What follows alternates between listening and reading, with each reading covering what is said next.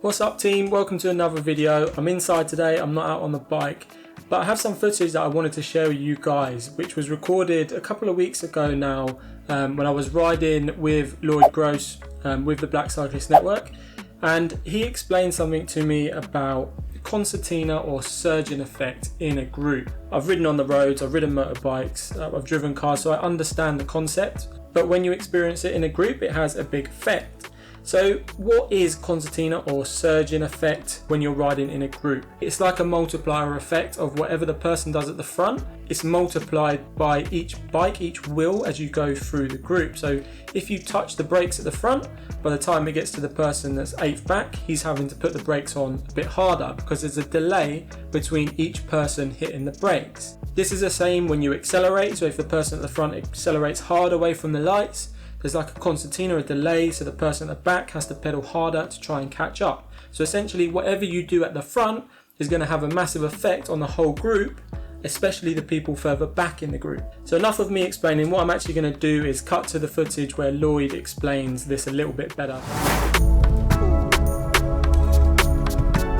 Nice. It's interesting. You definitely feel it more when there's a bigger group. If someone does something at the back, that's it. At the front, sorry, at the back. What happens, you have this either concertina effect or surging. So especially when it comes to traffic lights or corners, what tends to happen is we bunch up. So it's like basically a concertina. So we bunch up, and then the front man puts a bit more power down, and the people at the back have to work harder to kind of compensate. I actually feel I've worked hard as well, to be perfectly honest. So it is a little bit hard work, but also one word of caution, and that's our use of brakes. Any slight or sudden movements can have a dramatic effect.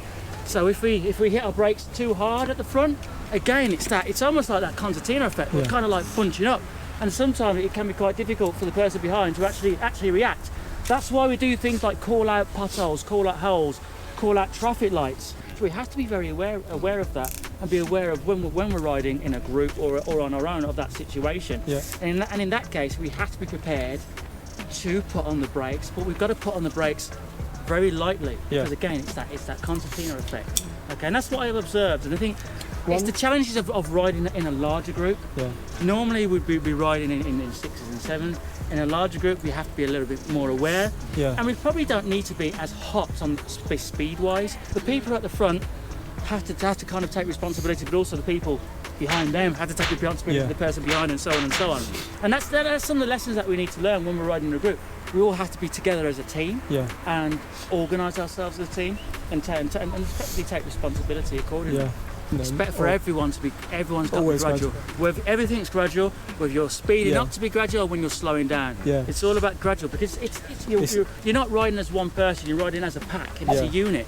And you have to do that accordingly. You have to that sudden stop. It's like it's like Keystone Cops or whatever. I think that's it. I think my mindset was like close a gap. Yeah. Where actually I need to make sure that whatever's going on up front, if there's a hill and I'm closing the gap here, they're going to slow down. So the gap will be closed naturally. Gear selection as well. It's like I've got a Di2. Problems are sober. I run through the money. The pressure be calling. Left on my blessings. I feel like I'm. Which is electronic. And there's a setting. It's fancy. Well, it's supposed to be fancy, but I'll keep it on manual. And there's a setting that will actually predict what gear you need to be in as you go up a hill. So it's the same accordingly. Gear selection is important, and you've got to kind of look ahead. So much information that you're having to take in. It's almost like a sensory overload, and also look at the obstacles as well. And you do become used to it. Well, thanks for helping us out. No, anytime. Second time for me. I mean, the main thing is, did you kind of enjoy it? Did you all right? Yeah. Excellent. Big thanks to Lloyd for sharing that knowledge and sharing all kinds of knowledge over the last few weeks with me. But I guess what you can summarise is to be considerate in the group. When you're riding in the group, it's not just you can't decide things late, you can't react dangerously. You really have to be considered. If you do anything drastically, it's gonna have a big effect, and it's dangerous more than anything. There's a lot of dangers on the road as is, so you don't want someone at the front to kind of be causing even more trouble, or you to be uncertain. And I think that's basically what it comes down to, is having trust and in the person in front of you, and that person being alert and being aware and helping everyone in the group.